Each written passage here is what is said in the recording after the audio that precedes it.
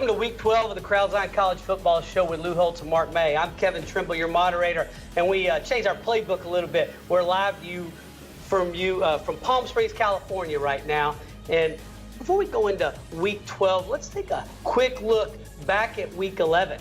We had some top 10, stayed the same in the college football poll of Week 11.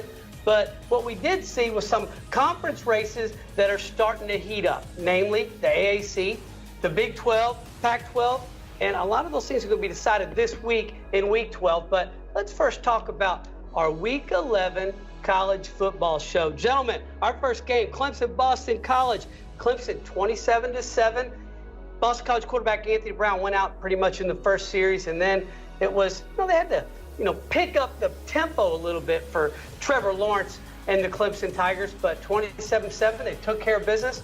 They're coasting right now in the ACC. Mark. This game in the first quarter was very competitive. It was only 10-7 in this first quarter. In Boston College, they thought they were in it. The weather was played in their factor. It was rainy, it was windy, it was cold. Game day was there. They're all excited about the football game. But then the Clemson defense with Brett Venables, they took control from the second quarter on, Coach. They shut them out. And I think the key was A.J. Dillon, 39 yards on 16 carries. But their net rushing offense, 16 rushing yards. That's awesome by their defense. I was going to say, you watched a different game than me. This game was over. The only time that Boston College did anything on offense, they ran a punt back for a touchdown. Other than that, they had less than 100 yards total offense. The thing that impressed me most about Clemson, very methodical, nothing emotional. However, congratulations to Clemson. Well, congratulations are going to be in order, are they, for that Ruffin McNeil defense that at least won the game. Down in Norman, Oklahoma, the Oklahoma State Cowboys went in there, missed the extra point, went for two, didn't get it. It was 48-47. Oklahoma sneaked another one out. They're still in it for the Big 12, and some people think for the college football playoffs.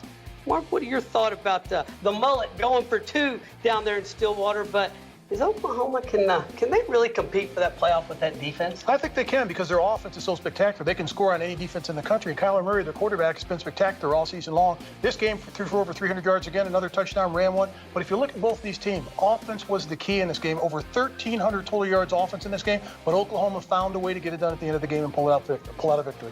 But Oklahoma State lost to Kansas State earlier in the year.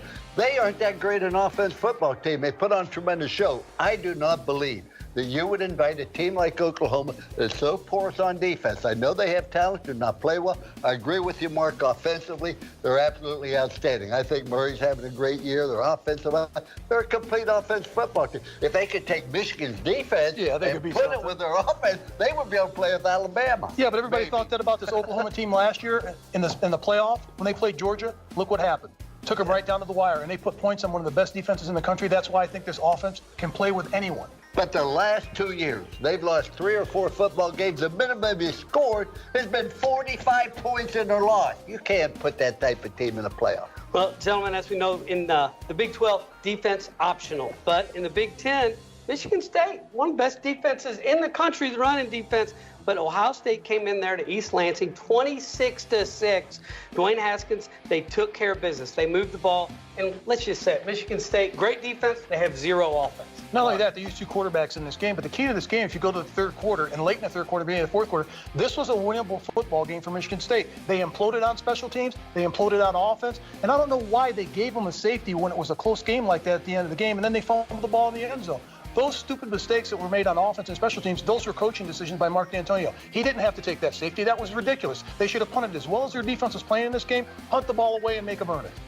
I agree with you, but I thought Ohio State was very methodical. There's something about Ohio State right now that just doesn't dwell. I mean, there isn't the chemistry, the consistency in running the football, although Weber did run for over 100 yards against a good Michigan State team, but it was just a win by Ohio State. Now they got to get by Maryland, and then they entertain Michigan, and boy, they better be at their best then. Well, they better be at their best then, and stay off Twitter, stay off the internet, don't read anything, focus on football. Because Notre Dame focused on football, and we said, okay, no Ian Book.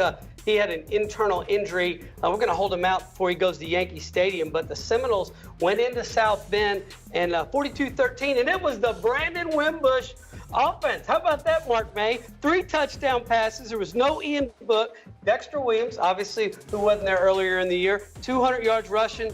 Syracuse is up next, but What do you think about the Irish against these Seminoles that aren't the Seminoles of old? Well, the way that the Irish run the football, they can run the football on anybody. They're big and physical up on the offensive line. I think the key in this game was their offensive line and their defense. You can't go to the quarterback position because they couldn't throw the ball vertically well enough in this game. And you talked about the 3 touchdowns by Wimbush. He threw 2 interceptions in this game. So if you go on the road against Syracuse and you play in Yankee Stadium this weekend and you throw interceptions, if you're the quarterback, that's going to be a problem for this team. And that's the only reason why Florida State was even remotely close, is because they turned the ball over. I want to tell you, if Florida State is really embarrassing themselves, they're going to have to beat BC and Florida in order to be able to be bowl eligible, and I don't think they can do it. They went up there, great game. Everybody talked about the 93 Notre Dame-Florida State game. I expected it to be a better game than what it was, but Notre Dame is a complete football team. Let's give Notre Dame credit. They have an outstanding defense, 8 starters back, one of the best in the country. They have a great offensive line, they have a great quarterback, whether it be Book or whether it be Wimbush, although Booker is going to come back and start again. And they can run the football, and they have great receivers, particularly Boykin. So Notre Dame, even though they haven't been tested, they haven't played anybody really good with the exception of Michigan. However, they performed like a great team should against inferior personnel. They haven't been tested. The team that took them down to the wire 19-14 about a month ago, you were quaking in your boots? My Pittsburgh Panthers? Hey. Okay. Well, we're going to see. Hey, they have another ACC team this week in a baseball stadium, and we're going to see where that's going to go. But in that Week 11 college football show contest, Coach, you picked 4 winners. Mark, you picked 3 winners. Picked Mississippi State, so Michigan State, so maybe not so much. But let's talk about our Week 11 Rapid 5 contest. And we started off, Mississippi State went down to Tuscaloosa. So 24-0, they lost. And maybe they get like a big participation trophy because they're one of the few teams that held Alabama under 50. What's the want to beat Mississippi State? Tackled Nick Fitzgerald and just play good defense. Everything takes care of itself. Mark, what do you think of it? Did that show us anything about either team? Not really. It showed us that Alabama can be dominant when they have to defensively. That's 2 consecutive weeks in a row that they shut out their opponent. I thought that was key. I think if you look at Tua Tagovailoa in this game, he was limping around in this game. That's my concern about keeping your quarterbacks healthy. Jalen Hurts didn't even play in this game because of injuries. My concern about Alabama is not their defense right now, because their defense is starting to rise to one of the best defenses in the country. The key is their offense. Can they keep Tua upright and healthy? Even though it's a Citadel coming up in the next game, I don't think they should play him for more than a quarter. Oh, I tell you, I'm not worried about him on offense, too. Is outstanding. They have great receivers. Harris, the outstanding running back. But first time, you mentioned 2 shutouts in a row against ranked teams. They've never done that before against ranked teams. LSU and Mississippi State. I thought Mississippi State played a very good defense football team. Dave, they're a good defense football team, but offensively, they couldn't do it with just one man. And anytime you have a Nick Saban football team, you're going to have outstanding defense. Well, our next game is going to need a doctor because they didn't have outstanding defense or offense. The Kentucky Wildcats coming off that heartbreaker defeat against Georgia, the highest rank they've been in years since 1950, since Bear Bryant. They go down to Knoxville and Rocky Top, and it's the woodshed, 24-7. Defense let them down, offense let them down, and Jeremy Pruitt has got a little mojo going down in Knoxville. Mark, what do you see about this game? I thought that their run offense was spectacular in this game. This is twice in a row that the run defense for Kentucky gave up 300 yards on the ground. That was the key of the game, 388 yards for Tennessee. And you're right about Jeremy Pruitt. This team can be bowl eligible another win or so. And not only that, the way that they started this year, they got clobbered in their opening game. They came back and they fought well. They're starting to get it together. But in this game against Kentucky, because Kentucky was riding so high until that Georgia game, Georgia beat them twice. They not only beat them when they played them, they beat them in this game because they physically ran the ball down the defense's throat. They were embarrassed in that game. They were embarrassed again in this game against Tennessee. I agree with you completely, but Tennessee has been getting better and better. You can't evaluate Tennessee because they got blown out by Alabama because everybody else had. However, they almost beat South Carolina at South Carolina. And Kentucky doesn't play quite as well on the road. I think at Tennessee, it was a very methodical victory. There wasn't any fluky about it. One that they got turnovers, one they got bad calls. They were just a better football team, and I know that's hard for Kentucky to accept right now. You have to be the best team in the stadium each and every week, and you can't worry about what happened last week, as Mark said. Well, let's see if old Mark Stoops keep coaching them up. But Auburn, Georgia, we see who was the best team because the Georgia Bulldogs have something that they had last year. They got a 1-2 punch in the backfield. DeAndre Swift, He is healthy, and he is making gains. And then you've got the real deal, Elijah Holyfield, who's back there with him. Somewhat close in the first half, but they put 2 touchdowns on the board in the last, couple minutes of the second quarter. But here's the question I have. You've got Auburn, who's got an offensive coach, offensive genius, Gus Malzahn.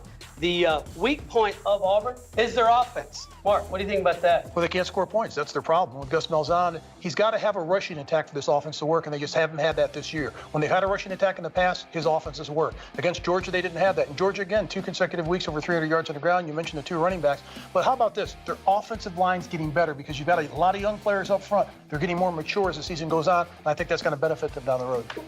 Georgia is playing very, very well right now. They better be careful, Georgia Tech, and Georgia Tech's playing well. Let's talk about Auburn.